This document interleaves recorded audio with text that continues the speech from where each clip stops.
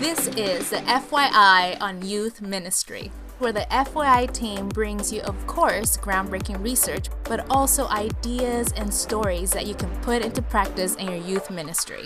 In this episode, we're talking about belonging. What do teenagers have to say about that? Well, we asked 4 teenagers, and here's what they told us. So is belonging important to a teenager? I'll say yes. I know that teens can feel very self-conscious about anything and everything. Feeling like you belong takes a lot of that insecurity away. Affirmations important to belong to something. You do belong. You're you are our friend. You are part of our family. So that the people who are trying to belong don't feel that they're outsiders. When do you feel like you truly belong? Like how? Like you feel accepted, like you feel like you don't have to pretend to be someone else. When people open up to me, when they talk about personal issues in their lives, I feel like I belong.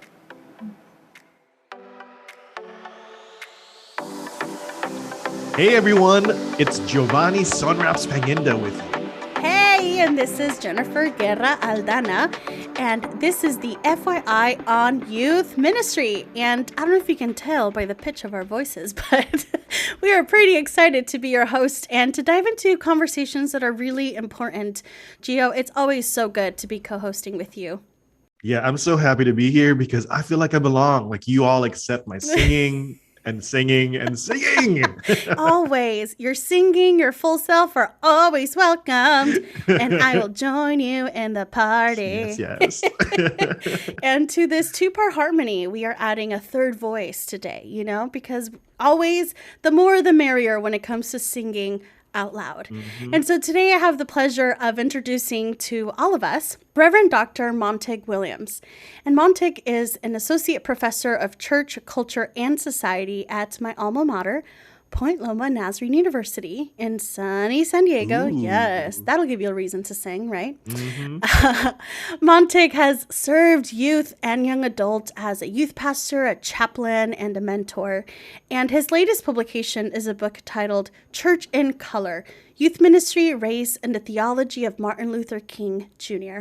And what's been so exciting for us here at FYI is that Montague has been a part of the research team and has spoken into a lot of the different parts of the process that has led to our latest book, 3 Big Questions. And so, Montague, thanks for joining our fun, singing, intentional choir today in this conversation.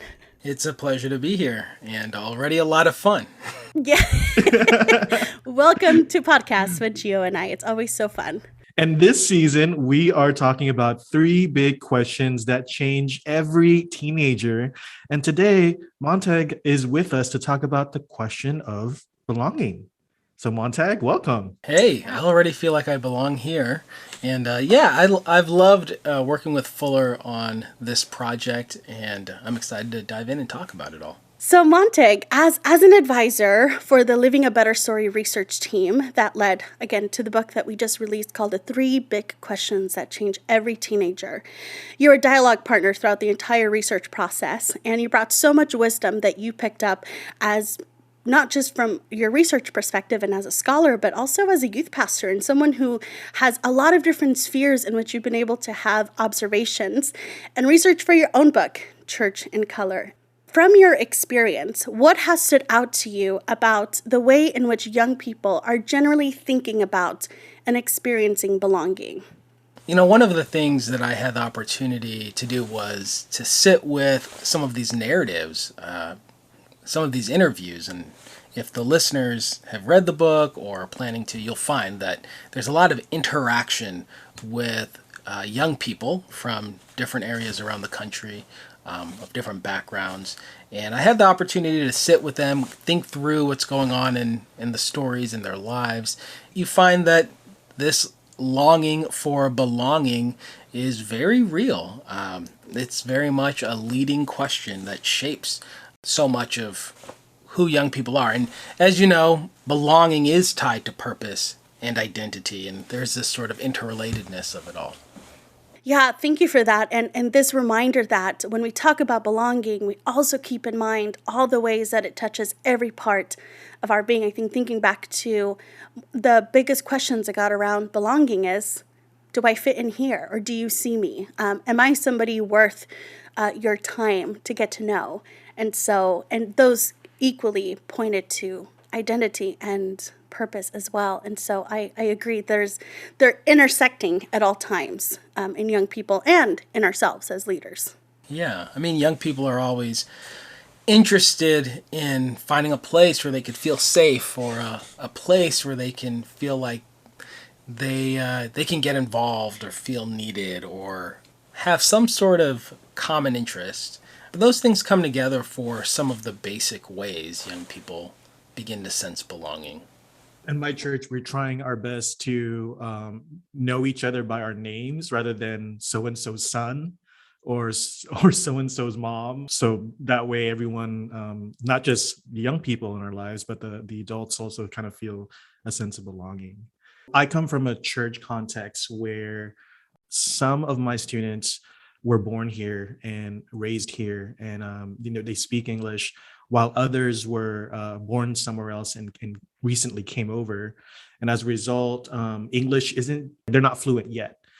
Having a shared language, it's an easy way or an easier way to get a sense of belonging. But even then, that's a challenge. So my question is, when it comes to hearing students say something like, oh, I'm not sure I fit in here, and here being the church, what would you say to a leader like me who wants a church and a youth group to be a community that is filled with belonging, regardless of whether you speak English or not, or whether you have little or next to nothing in common? There's a couple ways to go about that. One is to kind of change what we do. That could mean bringing in different languages into the way we worship, or even what we read, or the voices that we bring in for discipleship. In my own research in Church in Color, I found that a lot of young people don't know or wonder if they can bring their questions and their experiences around race and racial identity and racism and culture and language and all of that, if they can bring that to church, or if that is just too complicated and if they have to kind of leave it outside. And so one thing that can be helpful in a mentoring relationship is to open up space for that, to talk to a young person. If you could talk to God about anything connected to race or racism or racial identity, what would you say? What would you bring to God? And that's just a way of signaling that, like, God's here for this. This is not something that you have to go figure out somewhere else. Like, this is a part of the discipleship life. And what you might find in that relationship is some confusion, because there is so much in society that actually, in like American society, that says, well, you've got to try to rid yourself of this language that's not English. So young people do seem to have confusion around this, but mostly they have questions and wonder and wanting to know what to do with the different messages that they hear. So just making space for that, acknowledging that God's here for it, is really one of the most important things that can be done. What I think is so helpful about what you're sharing, Montek, is that it makes it something that, for whoever is listening, leader, parent, to think of, what is it that you're already doing? And what are those inroads to offer a different way of doing it? Oftentimes we think that needs to be like a complete overhaul overnight. And oftentimes, if we try to do the overhaul, we're probably going to end up getting a lot of people upset, including ourselves, and spending all this energy and trying to just do it all so different. Instead of saying, how is it that you do greeting time? And could you include languages in that space? How is it that you gather around the word? And how can you invite diversity in those places? How do you do small groups? And can those places be, can the questions the small groups ask also include realities of diversity, of ethnicity, and of race? Because truth be told, Census and Pew Research data shows that younger generations are far more diverse than previous generations. And we've been hearing this for a while. And so young people experience that reality at school, sometimes in their neighborhoods, and increasingly in our churches and youth groups. And you've already started to talk about how conversations about race and ethnicity are a big part of our identity, but they also play a huge part in our sense of belonging. And when you shared that story, Montag, of how important it is for students to know that they can talk about it in youth group, I remember there was a short period of time in which my mom was a pastor of a Spanish-speaking congregation within a larger English-speaking context. And in the Spanish-speaking congregation, Sundays are the days you dress up. And so the idea of like showing up to church in jeans and a tank top and flip-flops was actually seen as irreverent and as rude to show up to church that way. And so I showed up in full on, like, I looked like, like a mini lawyer, like suit and the shirt and the collar and the dress and the tights and the heels.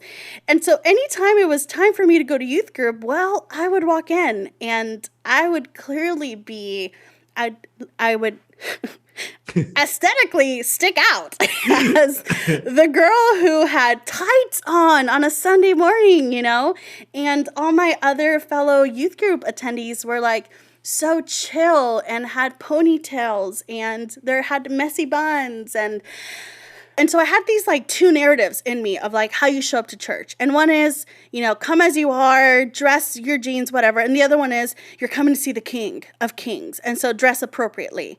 And there was also something socially in which most of the community in that particular expression of the church, most of them were day laborers and people who did different kind of domestic work. And so to dress up on Sunday was actually really special. And it was like the sense of dignity and excitement. But then I showed up to youth group and I was a girl in tights on a Sunday morning in Southern California at 10:30 a.m. But I remember the youth pastor at some point approached me and said, "Do you really like to wear tights? Like, do you ever get warm?" And it opened this giant conversation where I said, well, in our community, Sundays are really important because we get to speak Spanish and no one's asking us about it. And I get to wear the nice clothes. And it just really matters a lot to my mom that her family looks in a certain particular way, because it just signals to her that the struggle of the week is some level worth it, because this is how we get to show up on Sunday. And it opened this whole conversation. And he ended up doing a series in the youth group talking about priestly wear. And it turned into this theological conversation of what does clothing mean to us and what does our clothing represent? And it was such a pivotal moment for me in youth group because I didn't stop wearing tights. I showed up with them every Sunday. It didn't mean that I all of a sudden showed up in jeans, but he made it a conversation in which I could show up in myself and say, yeah, by me being here, I bring a different theological conversation that we all need to be having. Well, it's kind of interesting. That youth group or that Sunday morning gathering that you're talking about, that was not a Spanish-speaking setting, right? No, it was not. So when this youth pastor, is that who it was? Yeah. Opened up that space, do you remember a different feeling? Do you remember feeling like something around belonging? Well, I remember feeling like, wow, he really listened. Like, oh, he actually cares about this conversation. And he made me think about clothing in such a different way. Our clothing and what we bring a story to them. So I don't need to alter what I'm wearing because it's so important to my family background and it's so important to my immigrant church community. But I get to bring it with me and it'll be a conversation for others to enjoy with me. And so at first it was like, oh, why is he asking me about my tights? And I felt awkward. But it did lead to an overall sense of belonging as time passed. Now, what's interesting about that is it sounds like it points to a deeper belonging because in some ways it gave you a sense, even if these other kids in this youth group don't feel like I belong, even if they don't open up space to say you belong, you know that there's a deeper belonging that does have room for your story, for what you bring, and you belong. Like it's a part of the youth group, but it goes beyond that. It's the kind of belonging that's grounded in God being like Lord of all. That's right. Yeah. Yeah, Yeah. that's pretty cool. Since today's episode is all about belonging, here are Brad Griffin and Kara Powell. They are the co-authors of our newest book, 3 Big Questions, and they are here to respond to a reader's question about belonging. Hey, Kara. How's it going, Brad? Pretty good. I have a question that somebody had for us on social media. So the question is, I can see the questions of identity, belonging, and purpose in the big things, but can you give me an example on how to apply this in the everyday questions?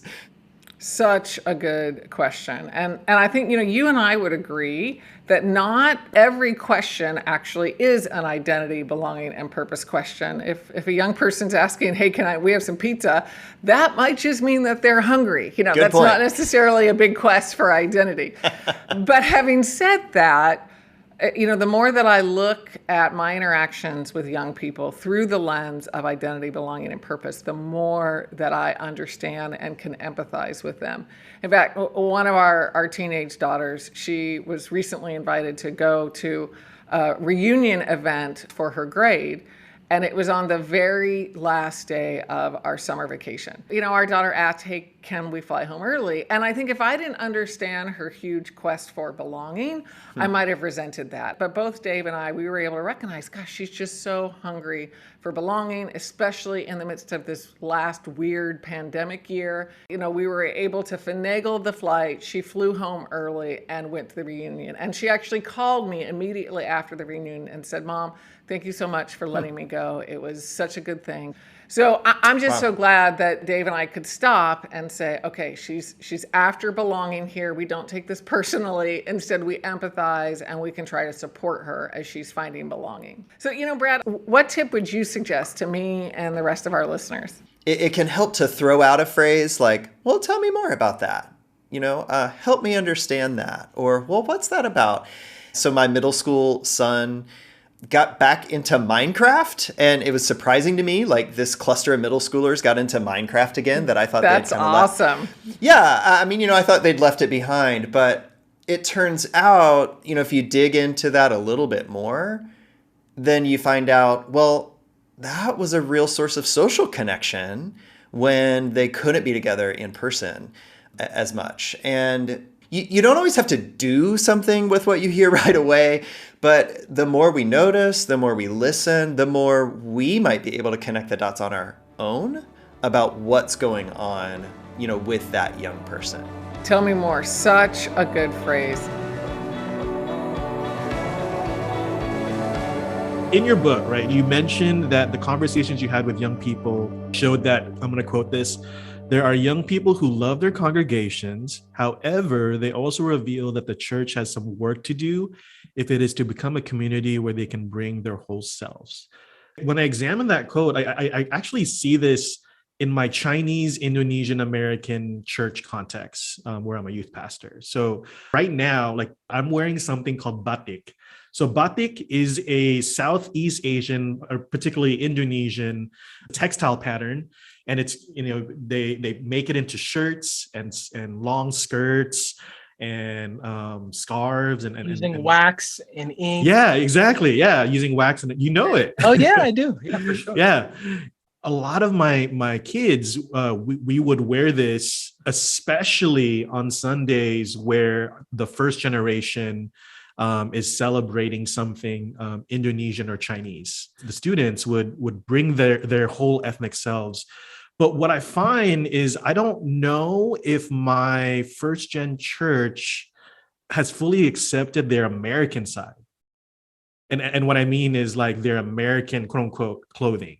And so I guess my question is, like, as a youth leader, what are some couple of practices or practical things that I can start doing in order to create like a youth space or a youth group that makes my students feel like they belong in terms of their full racial, ethnic, and cultural selves? In my book, In Church in Color, there is a congregation I talk about that there's a whole chapter devoted to a congregation. And there are narratives like this that lace that church. It's predominantly an immigrant community, but the second generation they struggle. They're like, we are a part of this immigrant community, but we're also not, and the generation that planted the church and the generation after that, one reason why they planted the church was in some ways to preserve the culture. They may not have said it as explicitly all the time, but it is one reason, a sort of safe haven for themselves, but then also to make sure the culture doesn't die out. And there is a shaming that happens that's grounded in fear, which is our culture might go away. And our, great grandchildren may not know our story. And so I think one way to help connect the generations is to tell the story, and that the previous generations know that there is this commitment to tell the story. But then there also has to be a willingness to hear the new stories, this sort of relationship. And that new story will come with some people who know that original language and some who don't.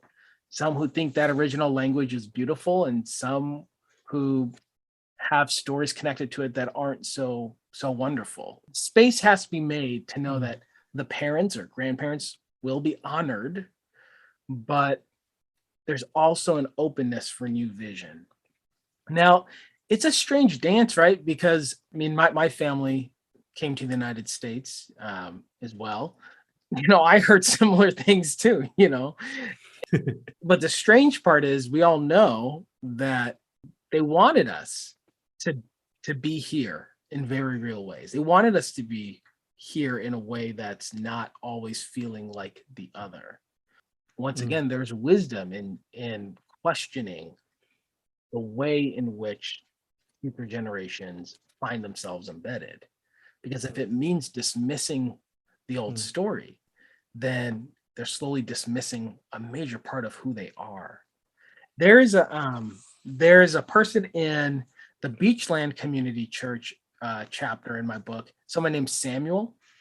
His congregation, he was part of an English-speaking youth group, but there was a Cambodian church renting space, kind of like what Jen was just talking about with her experience. But he was a part of the English-speaking youth group, and his mom wanted him to be a part of the English-speaking stuff. It was like her goal to, in many ways, help him forget Cambodian identity.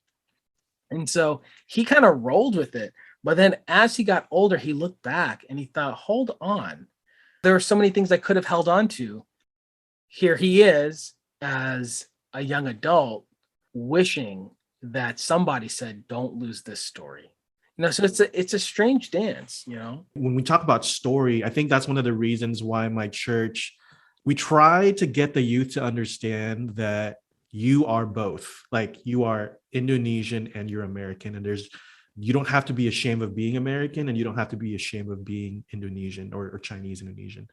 And one way we've been doing that is baking, because my students love baking. The adults in my church would teach my students how to bake a certain Indonesian recipe. For example, Indonesian pancakes. If you've ever tried Indonesian pancakes, you're in for a treat. They are filled with chocolate sprinkles, crushed peanuts, sesame seeds, condensed milk, and sometimes cheese. And it's just delicious, right? It's just different.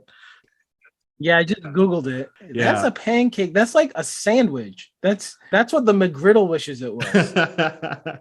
But in addition to that, my Indonesian American students would teach our adults how to make an American dish. For example, pizza. Yeah, it's Italian, sure, but it's American, But I love that my church does this, because we want to make sure, like, you can be both and take the good from the American side and take the good from the Indonesian side. And so much of that's grounded in like what we think about God.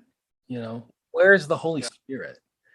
The Holy Spirit's not bound to one culture. The Holy Spirit's not bound to a particular building or a particular nation or a certain sense of borders. The Holy Spirit is alive and well everywhere. And if we cultivate an imagination of that with young people, then there is a sense of freedom to feel that connection and to not have to cut it off. And this really does go back to this belonging question for sure, because it's like, where do I fit? Well, for me to fit here, I have to cut off this and no longer fit here. Like, well, that's not necessary. You don't have to do that because God is not only here. Well, and what's so important about this is, as the three of us have so much of an immigrant church reality where these are tensions that we experience on every Sunday morning. It's a conversation that I remember having growing up a ton with my parents, these generational realities of assimilation and culture. And I think every church has to ask itself these questions. These might be questions that come up more often in immigrant spaces because of language and culture and schooling and things being so different. But every single church has a particular culture that sets up belonging or sets up exclusion. The truth is, how you set up a meal has a lot of rules to it, right? How you gather to worship has a lot of assumptions in it. So this question of belonging, these are questions that we need to be examining. And when it comes to questions of belonging, one of the Jesus-centered answers that we suggest, for the three big questions, when it comes to a young person's question of belonging, is that they belong with the people of God. And what we have been talking about this whole time is that belonging is inherently relational. There is no sense of belonging without relationships, without other people. And in our Christian belief, it's with the people of God. And when we talk about how we create spaces of belonging within the people of God, you talk about this, Montag, in your book as well, about Martin Luther King's concept of the beloved community. You've already shared some stories, Montag, of churches that were doing this well, but I wonder if you think of either your own story or a story of a church that you know where they leaned into this commitment to be the beloved community, and how that could be a helpful marker for us to think about as we want to build places of belonging in our youth ministries. Yeah, for King, the beloved community is the kingdom of God. And he's very explicit about this, that this hope for the kingdom is this hope for the beloved community. So yeah, the notion of belonging is first grounded there, and then it affects our very here and now. It shapes how we live here and now, how we pay attention to people, and even how we interact with creation. In the book, I look at 3 congregations, and I begin talking about movement towards cultivating beloved community in youth ministry by talking about small changes in youth groups that can make a big impact. I spend some time highlighting what's going on in youth groups so that we can get to a place of saying, you change this one thing and it can make a difference. So one example, for one of the congregations, well, for all of the congregations, there was a sense among young people that they couldn't bring these stories around race and racism and all of their questions into church. And so there was one congregation where in their very neighborhood, there was a young person who was killed by police in the neighborhood. And there were kids in the youth group that wanted to talk about this. And actually, even the youth pastor said that he thought it would be important, but no one had been asking about it, And so there was this weird situation where kids would try to bring it up in like light ways to see if it would go anywhere, but if no one went with it, they just kind of fizzle and they let it go. And so one thing we focused on was the idea of this particular church being intentional about bringing the stories of the neighborhood, both present and past, into the space of the youth group, and even like a Sunday morning where the church can reflect on what's been going on. A way to just acknowledge that because God is present here in the church and beyond the walls of the church, here in the social space of the church and beyond the social walls of the church, we can hear this story, we can wrestle with it, we can discern it. And so that congregation began making some moves, changing some of the stories they tell in preaching, being very intentional about just asking young people what they're thinking about certain situations going on without having to give all the answers. Because the goal is to try to get at the heart of what young people are really wondering about, so that you're not just giving a bunch of answers to things they're not even asking. Young people are asking us as leaders in the church, people who have accepted a call to vocational Christian ministry, to also lead a way forward. And we do that, through engaging the roles of leader, prophet, priest, someone who brings a sort of presence of wisdom. We get to live into that in our leadership among young people. And young people are looking to us for that. Thank you. Well, friends, this season, we want to leave you with some final words of encouragement from each of our guests and hosts. So today I want to remind you to keep it simple. If you feel like setting up belonging with young people looks like a challenging task, start simple. How about you, Montag? Yeah, what you shared remind me of something we used to do. We used to do a Friday night meal. So where I served in Kansas City it was the Kansas City Urban Youth Center is what it was called. And it was located on the racial dividing line of the city. It was an after school program in one sense, but then every Friday night was like a worship gathering for anybody, youth, families, whoever. And right before we eat, we would say, all right, we're about to have a meal. And why do we eat together? And everyone had to respond, because we're a family. And they would do it all together. Then we'd pray together. And every once in a while we'd play this song that, I was about to sing. That really love this podcast. I was ready for it. I was ready. But we sing at this podcast. You all can sing. That's the difference. Relative term. Well, we would sing this song that, it has lyrics that says like, I pray for you, you pray for me. I love you. I need you to survive. Come on now. I love won't that. harm you with words from my mouth. I love you. I need you to survive. Key change. I pray for you. You pray for me. I love you.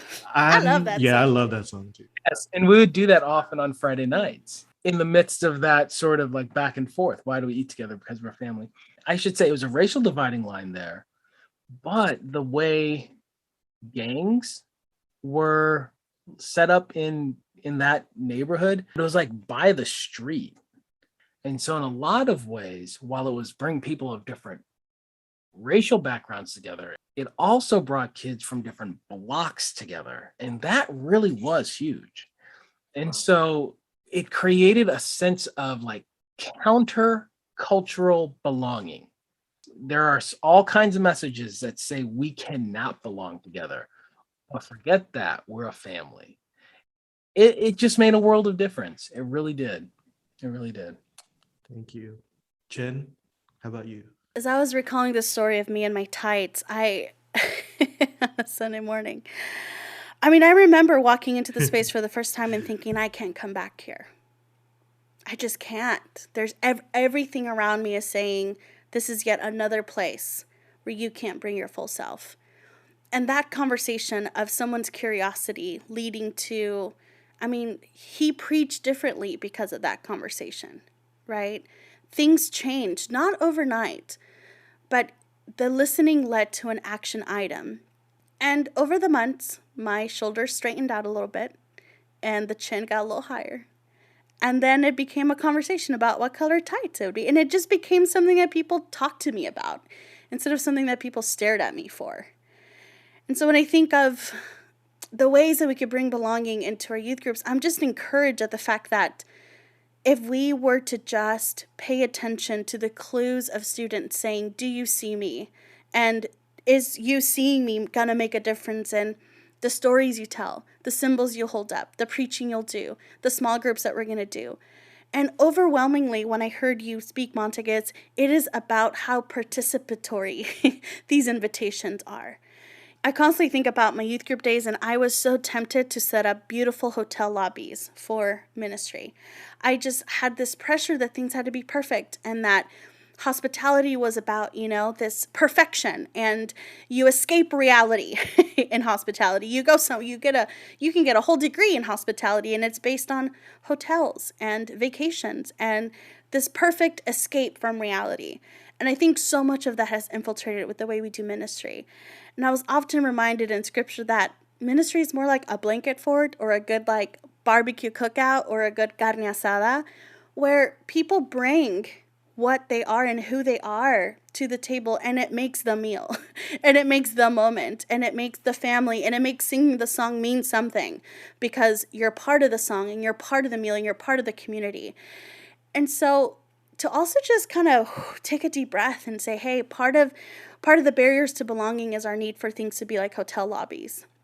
And perhaps the invitation is, could you make it a blanket fort? Could you make it a cookout? Could you make it a carne asada?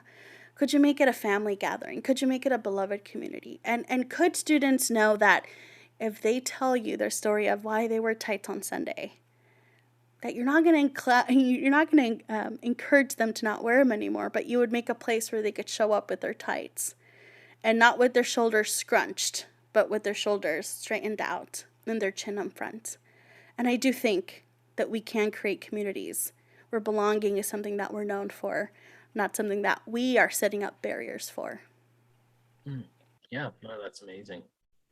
Well, friends, or teman-teman, that means friends in Bahasa, thank you for tuning in. Tune in next time, and thank you, Montague, so much for joining us in this conversation. It was such a rich one. Yeah, my pleasure, of course.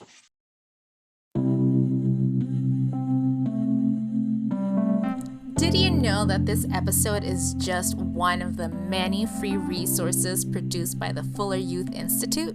To learn more about any of the topics we discussed today or any other youth ministry topic, you can check out our books and training at fulleryouthinstitute.org. Thanks to Jen, Gio, and Montague for that fun and inspirational conversation, and a special thanks to our teens, Isaac, Dania, Ava, and Wyatt. I pray for you. You pray for me. I love you. I need you Gio, to survive. I think this was our graduation song. Yeah, it is. It was. Right? When I think of that song, I think of regalia and being really hot and walking really slowly. Yeah, that was our graduation song.